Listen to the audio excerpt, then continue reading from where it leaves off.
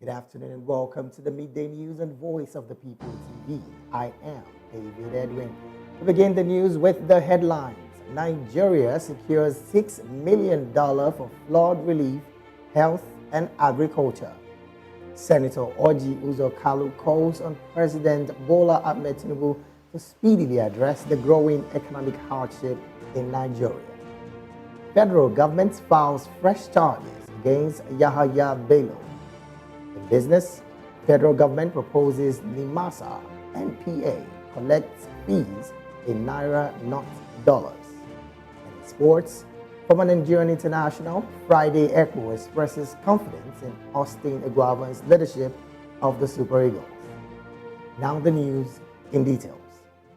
The Nigerian government has secured a $600,000 relief fund from the Bill and Melinda Gates Foundation to support victims of recent floods, alongside reforms in the health and agricultural sectors.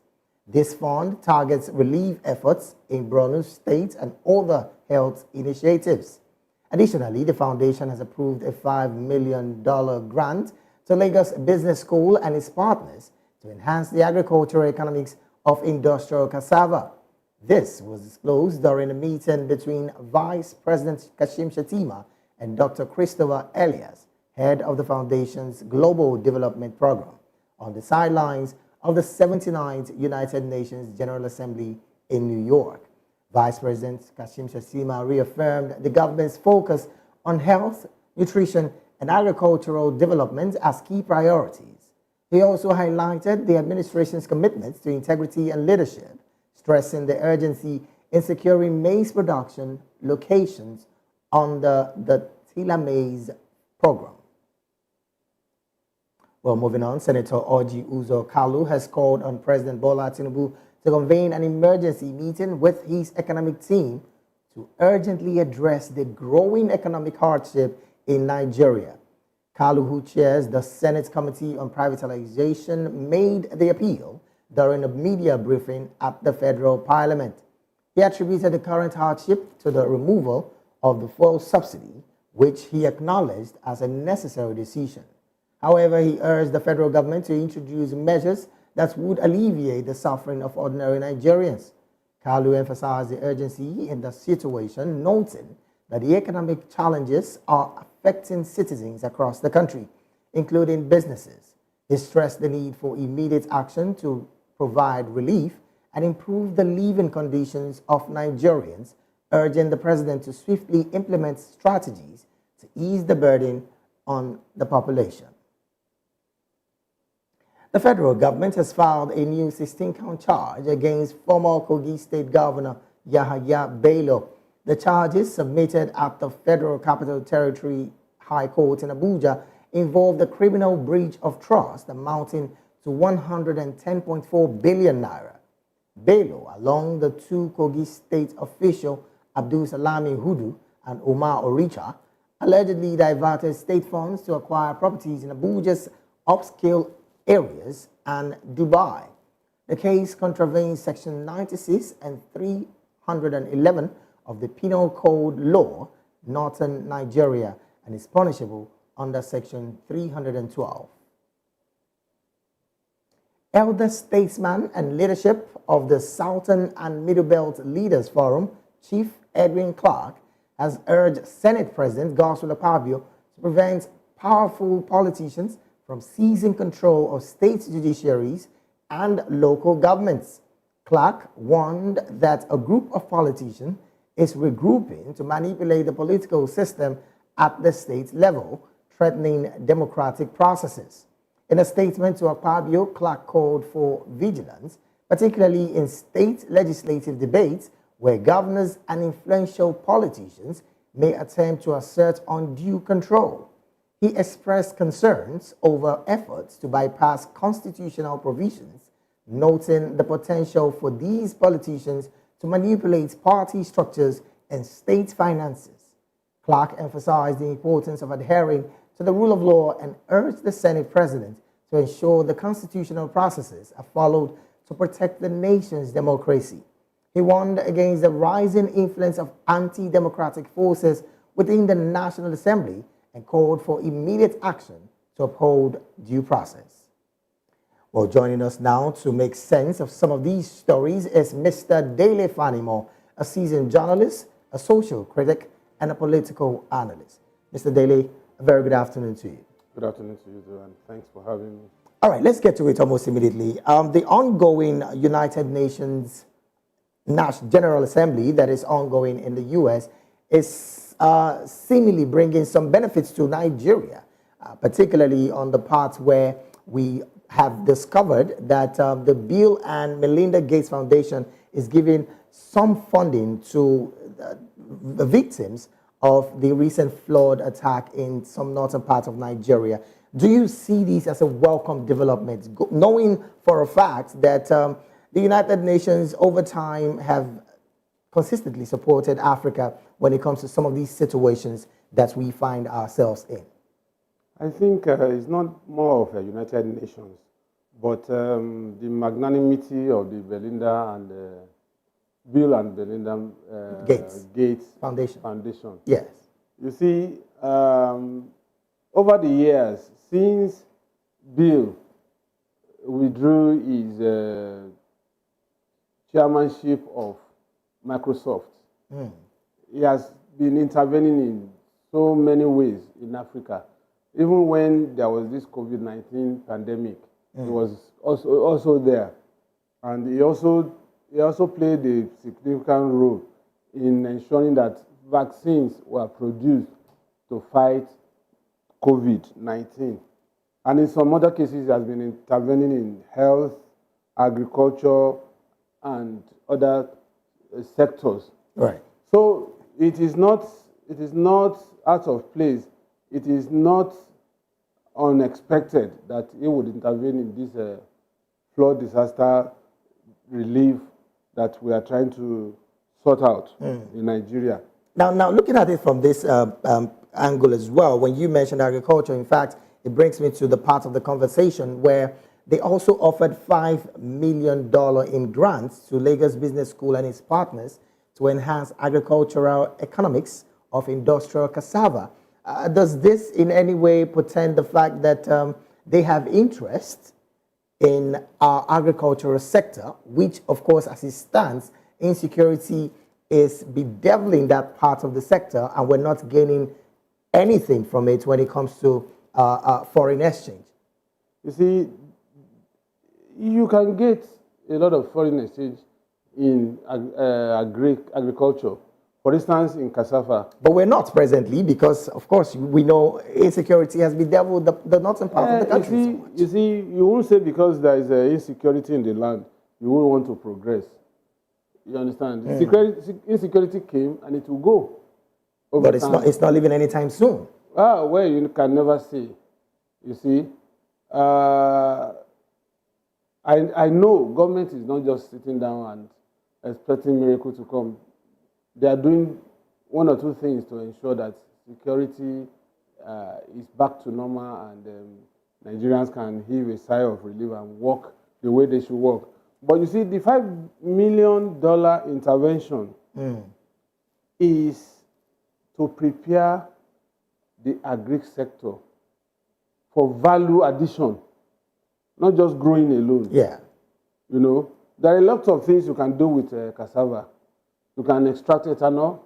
Yeah. You can do the pellets, you know, and you can, the list of it is just the raw product, which we use in making our local gari and whatever. Yes. But there are some other value addition you can add to it that will bring in foreign exchange. Okay. And it's just for the agri sector to be boosted enough to be able to graduate into industrial farming instead of subsistence farming that we have today. Yes, and that again seems to be a bone of contention when it comes to gathering up forex for our economy to also get bigger. You did mention earlier that, yes, it is a welcome development that they are giving this grant to the Lagos Business School and their partners. But most importantly, substantial farming, just like we presently have, unlike the one that they are proposing, which is, of course, industrial farming, particularly for cassava. Mechanized farming. Mechanized farming, right.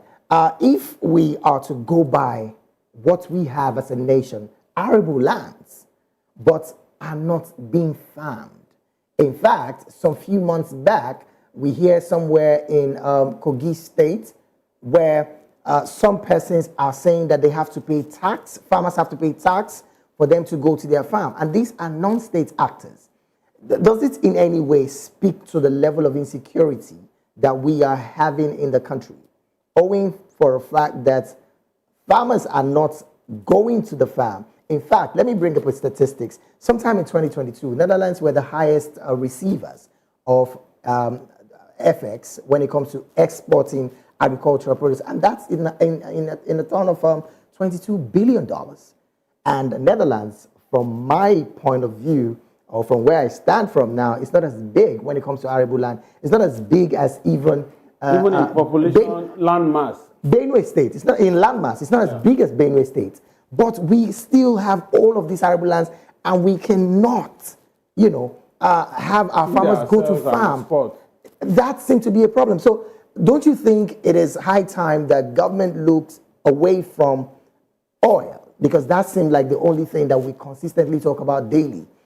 For us to gain more economic strength, because we are the giant of Africa. You see, since the 70s, yes, we got it wrong when Gowon said our problem is not money, but how to spend it. When petrodollar came and salaries were increased, Doji Award came and all that. Yes. And since that time, we've been paying lip service to agriculture. And that's one of the low-hanging fruits through which you can get foreign exchange. Right. There was a time in this country that we had a granite pyramid in the north, where we had cocoa in the. I was going to go there. We were like the king of cocoa back in the days. Yes, and we had rubber in the in the Midwest. Now Delta and and but as soon as that petrodollar came, everybody left the farm. Before you continue, do we still farm cocoa in Nigeria? Cocoa, yes. Wow. But funny enough, we don't even farm as much as we should, because the ones you see are legacy farms left by generations before us. Right. And inherited by our generation. And curiously, we are in town waiting for somebody to tend the cocoa farms and then bring proceed to us without adding a single tree, a single seedling to the cocoa plantation. And I think the lifespan of a cocoa tree should be about 65 years. So if we don't plant, I wonder what will happen in the next probably 15, 20 years. So we got it all wrong from the 1970s. In the 70s. We got it wrong in the 70s. And so we went the easy route. Perhaps if we had a democratic government at that time, right, who, the military just sits down and decides what they want to do to Nigerians. But in a democratic setting, there will be argument, there will be postulations, there will be compromise. When you say the military just sat down to decide, does that also mean that you also prescribe to the fact that our constitution presently is faulty? You see, that's another story, another day. All right, let's just move on with the thoughts. Let's just move on with the thoughts. We're talking about Yadudu and the rest of exactly. them. Let's just move on with the thoughts. I think for the sake of this issue in discourse, yes, the health sector, the agriculture sector has suffered so much that, do you know that if we had taken good care of some of these subsectors of the economy, the problem we have today will not have it. For instance, primary health care has been neglected over the years. And this is not helped by the usurpation of the power of the local government by state governors. Okay. Because local government is at the center of primary health care. Very true. If you take care of your primary health care, there will be fewer people going to secondary, which is the state hospitals, specialist hospitals, and fewer also going up to tertiary sector in the health sector, subsector in the health sector, because you find out that it is when cases get bad that you find people in tertiary subsector, where you go to teaching hospitals and all that. Okay. You see, if we take care of the primary health sector, there will be less burden, there will be less stress on the budgetary allocation for. But what do you find?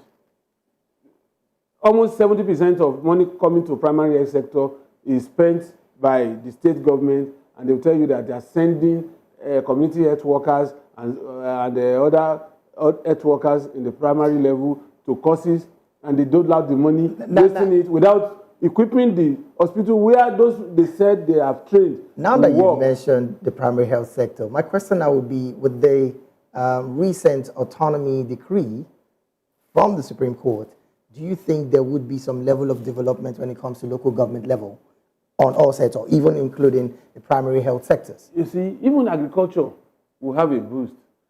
In my growing years, when I left secondary school in the early 80s, I left secondary school in 1981. Right.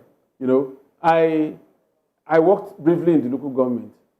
Local governments were in charge of tractors.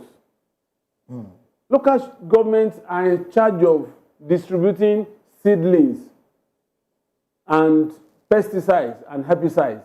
Okay. You understand? So because the local government chairman lives within the community.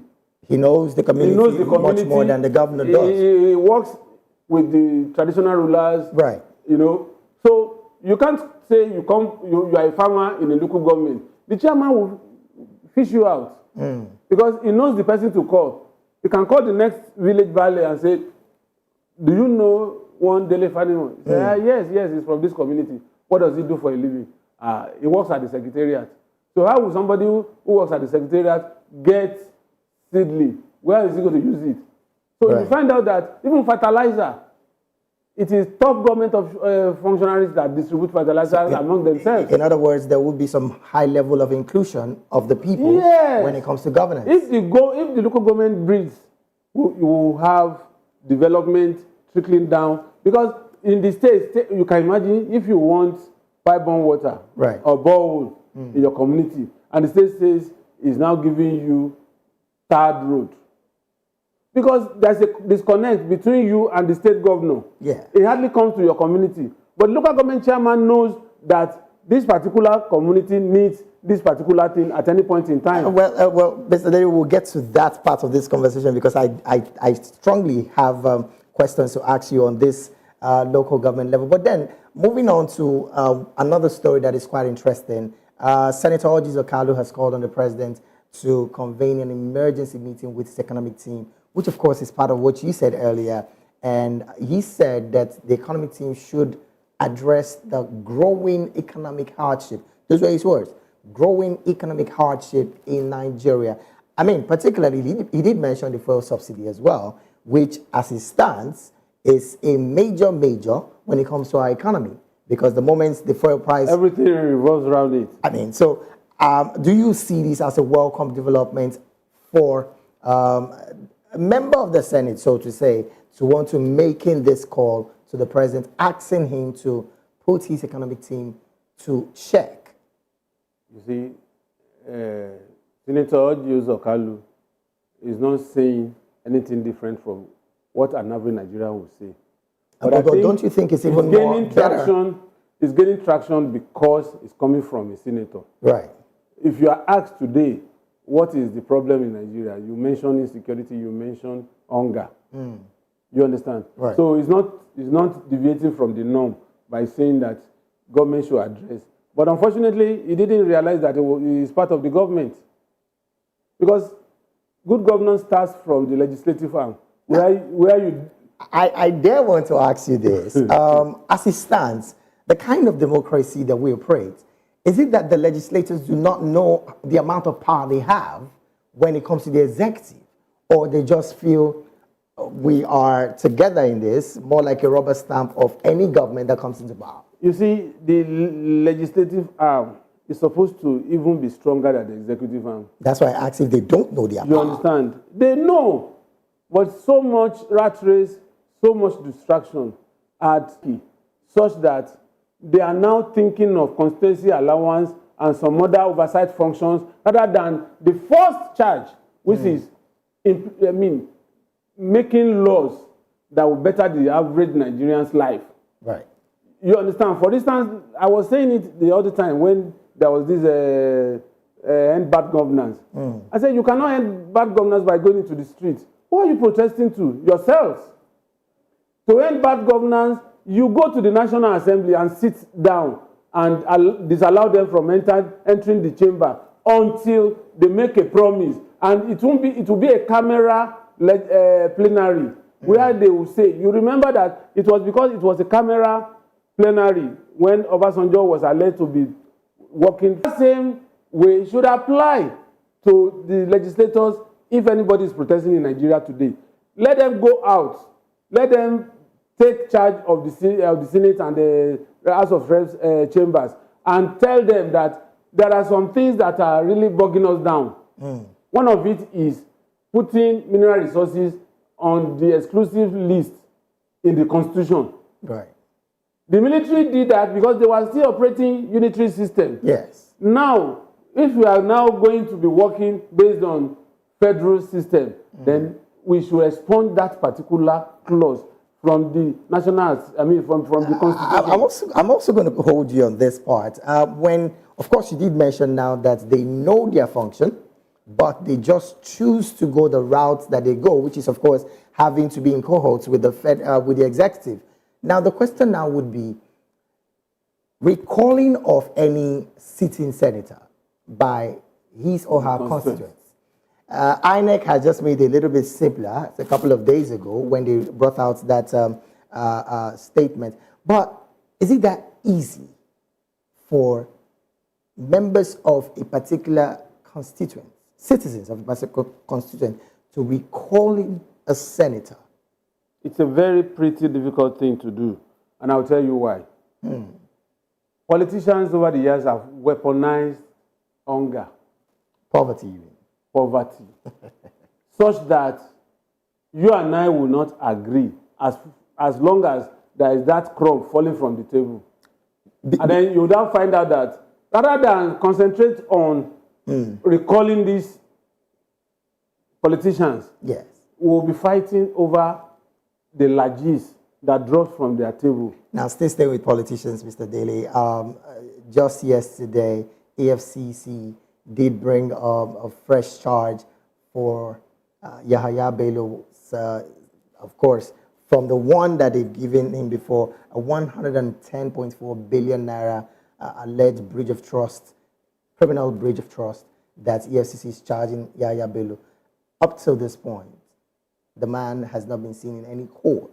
Up to this point, he's not been picked by any security operatives. And it seems like he is invincible. Is this some selective kind of prosecution that we're seeing here, or something that will just say it happened? They get conviction. But when it comes to the bigger thieves, it takes them years of back and forth and no conviction. With plea bargain as well. And with plea bargain. Why would you allow Yahoo boy to do plea bargain? All right, that question is a huge one, and maybe for a broader conversation we would have that. Well, we thank you so very much, Mr. Lay, for being here. We've been talking with Mr. Dele Fanimo, who is a seasoned journalist, a social critic, and a political analyst. Once again, thank you so very much for being here. Always my pleasure. We will continue with the midday news just after this break, so you best stay with us.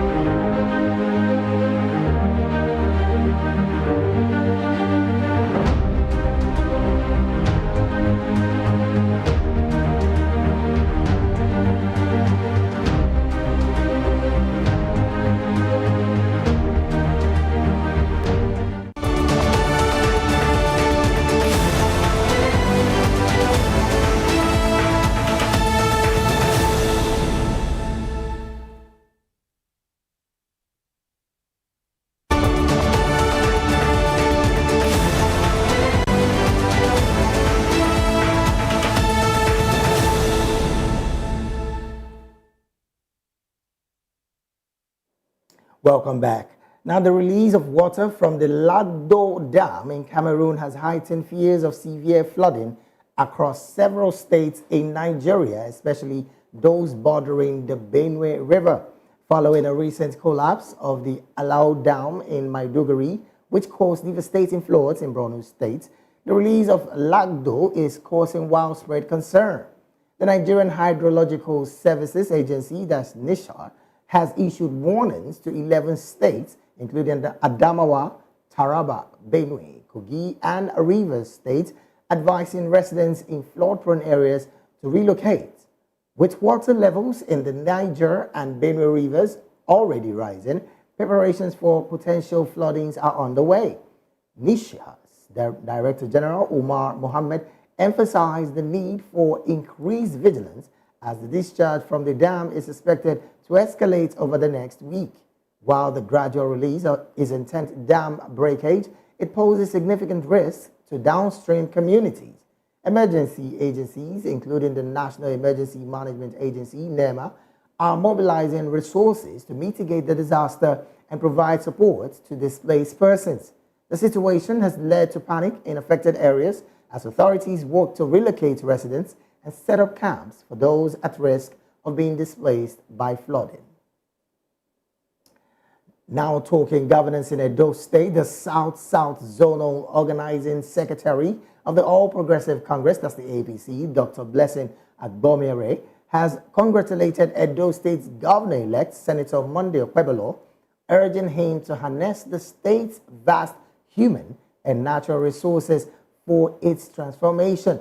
In his message, Agbomire described Okpebolo as a leader chosen to bring prosperity to Edo State, commending his qualities of humanity, calmness, and dedication to justice and equity. He also called on the governor-elect to form an inclusive government, uniting talents from across political parties, technocrats, and the Edo community, both local and abroad, to rebuild the state.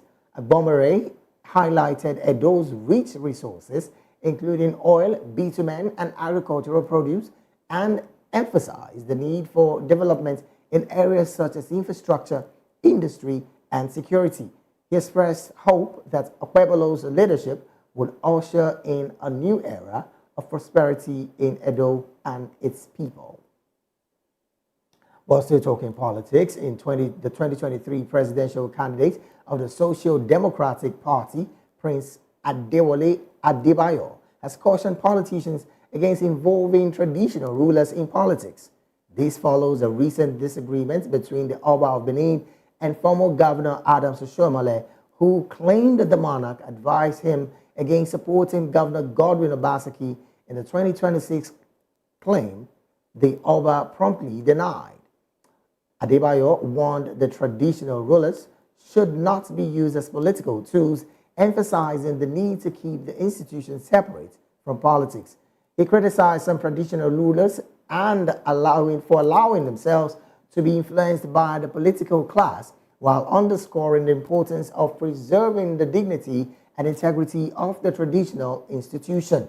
He further stated that traditional institutions serve as a foundation of stability when politics fails, urging politicians to respect the nobility and heritage they represent. Meanwhile, Benue State Governor Hyacinth Alia has promised fair elections for all parties in the upcoming local government elections in October 5, 2024. During a campaign visit in Boko, he emphasized equal opportunities for candidates and encouraged APC supporters to work hard for victory. Deputy Governor Sam Odeya reiterated Alia's commitment and distributed flags to APC chairmanship candidates, urging them to serve their communities. Meanwhile, APC Caretaker Committee Chairman Benjamin Omale stressed the importance of unity within the party and called on supporters to vote for APC candidates to ensure the fulfillment of campaign promises. And away from politics, the Nigerian Security and Civil Defense Corps, that's the NSCDC in Akwa Ibom State, recently apprehended 5 suspects involved in the vandalism of power installations, including high-tension cables. According to the state's commandant, Mr. Bashar Husseini, the suspects admitted to strategically monitoring power outages before cutting the cables. The arrest was facilitated by local community members catching the suspects in the act between Ikot Obio Ekong and Ikot Ekong villages. The vandals had also targeted power infrastructure in nearby Atanuk village. The suspects include Uchenna Uguru, the buyer of the stolen cable, along with Emmanuel Sampson, Victor Sampson, and Kisley Umoren, who carried out the vandalism. Joseph Emmanuel, the bike man, was responsible for transporting the culprits. Recovered exhibits includes 3 bundles of high-tension cables and a motorcycle.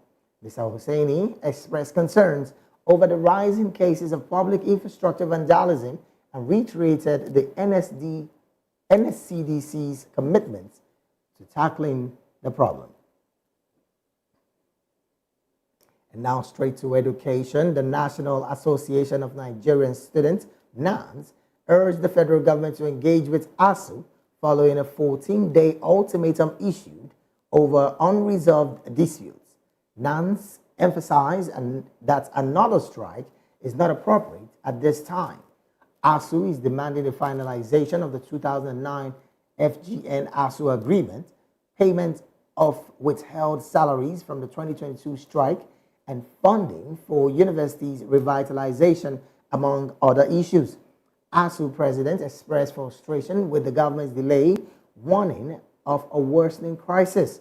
ASU has extended its ultimatum by 14 days, urging the government to address the concerns to avoid further industrial unrest, calling for Nigerians to pressure the government to act swiftly.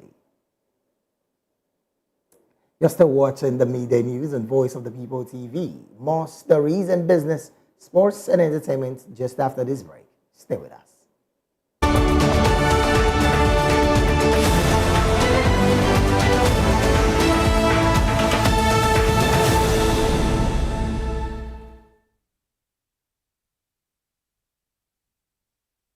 Welcome back. Now to some business stories.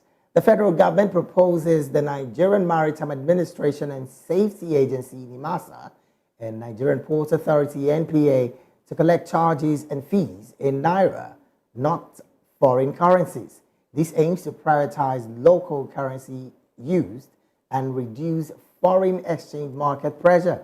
The Economic Stabilization Bill to be presented to the National Assembly includes amendments to NIMASA and NPA operating laws. The government seeks to decouple the Nigerian economy from foreign exchange market fluctuations.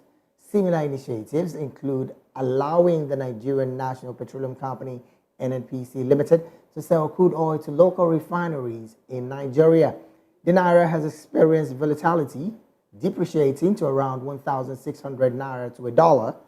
This proposal aims to ease forex market pressures and promote Naira stability. While still in business, ExxonMobil plans to invest $10 billion in Nigeria's deepwater oil operations, welcoming the federal government's economic reforms and investment-friendly policies. Vice President Kashim Shettima confirmed the investment during a meeting with ExxonMobil executives. The proposed investment focuses on the Owo project, a substantial subsea tieback. ExxonMobil aims to inject $1 billion annually into maintenance operations and $1.5 billion to boost production by 50,000 barrels per day. ExxonMobil's commitment aligns with President Bola Tinubu's administration's vision for a more investment-friendly Nigeria. The company is diversing its onshore assets for $1.2 billion to Seplat Energy. Other international oil companies like Shell and Total Energy are also shifting focus to offshore operations and divesting onshore assets. And in sports, former Nigerian international Friday Ekpo has expressed confidence in Augustine Iguavone's leadership of the Super Eagles. Since taking over as interim coach, Iguavon led the team to a 3-0 victory against Benin Republic and a 1-all draw with Rwanda in the AFCON 2025 qualifiers. Ekpo praised Guavon's positive influence, noting the team's renewed hunger and determination. While Guavon is currently in an interim role, Ekpo believes he has the capability to restore the Super Eagles' strength. Well, still in sports, Chelsea's defender Tosin Adarabioyo has reportedly expressed his desire to represent Nigeria's Super Eagles ahead of the upcoming AFCON qualifiers. The player communicated his intent to interim coach Augustine Guavon, signaling his readiness to switch from his previous national allegiance to England. As the qualifiers approaches, Adarabioyo's inclusion could bolster Nigeria's defensive lineup, offering a fresh option for the team. And to end the midday news, here are the highlights of the top stories we read earlier. Nigeria secures $6 million for flood relief, health, and agriculture. Senator Oji Uzor-Kalu calls on President Bola Tinubu to speedily address the growing economic hardship in Nigeria. Federal government files fresh charges against Yahaya Bello. And in business, federal government proposes NIMASA NPA